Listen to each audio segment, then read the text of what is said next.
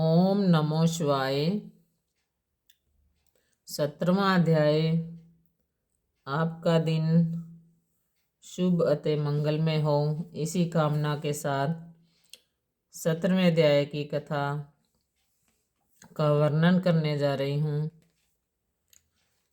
कल आपने माघ मास की महिमा का वर्णन, अतः पाप करने से कौन कौन से हमें कष्ट मिलते हैं, और कंचन मालिनी द्वारा पूछा गया कि राक्षस से कि तुमने कौन से पाप कर्म किए थे जिससे तुम्हें राक्षस की योनि प्राप्त हुई। और आज इसी का वर्णन है, राक्षस के पाप कर्मों का वर्णन है इस अध्याय में। वशिष्ठ जी ने कहा कि हे राजन, तदंतर राक्षस आत्मग्लानि से भर गया। वह अत्यंत कातर शब्दों में व्यथित हृदय युक्त होकर बोला कि हे कल्याणकारिणी, मैं तुमसे कुछ भी नहीं छिपाऊंगा और अपने पिछले जन्मों के दुष्कर्मों का वर्णन सुनाता हूँ। हे बद्रे, प्राचीन काल में मैं काशी नामक पवित्र नगरी में रहने वाला एक ब्राह्मण था। मेरा जन्म उच्च कुल में हुआ था।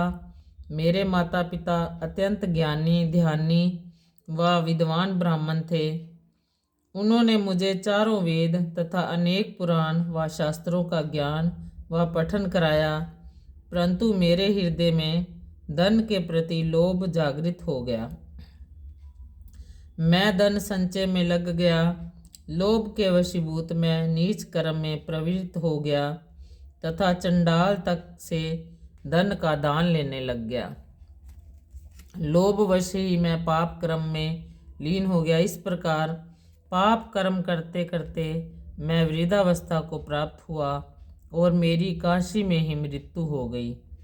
काशी क्षेत्र के प्रभाव तथा गया स्नान के कारण मुझे घोर नरक तो नहीं मिला, परंतु 2 बार गीध योनि को प्राप्त हुआ, 3 बार सर्प योनि को प्राप्त हुआ तथा इसके पश्चात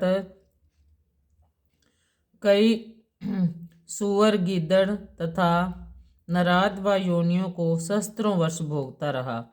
मेरा 10वां जन्म इस राक्षस योनि में हुआ। मैं प्रत्येक योनि में पाप कर्म करता रहा। मैंने इस राक्षस योनि में भी अनेकानेक पाप कर्म किए। मैंने इस स्थान के चारों ओर 3 योजन के घेरे में तमाम जीवों को मार दिया है।